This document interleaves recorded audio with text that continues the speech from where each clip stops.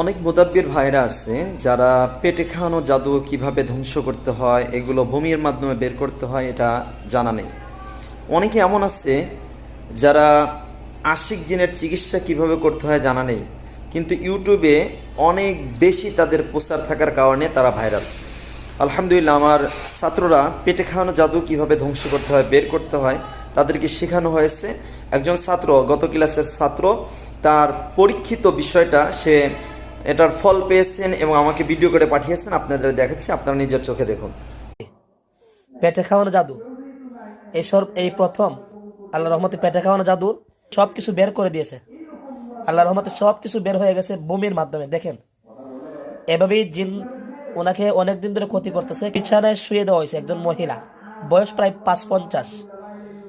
ওনাকে ওনার শরীরে শক্তি ওরা নিয়ে গেছিল প্রায় ২০ থেকে ৩০ জন জিনে। তো আসলে আমরা চেষ্টা করলে ইনশাল্লাহ কোরআনের মুজিজা এটাই। দেখেন, পেটে খাওয়ানো জাদুগুলা সব বের হয়ে গেছে এই বমির সাথে, আলহামদুলিল্লাহ।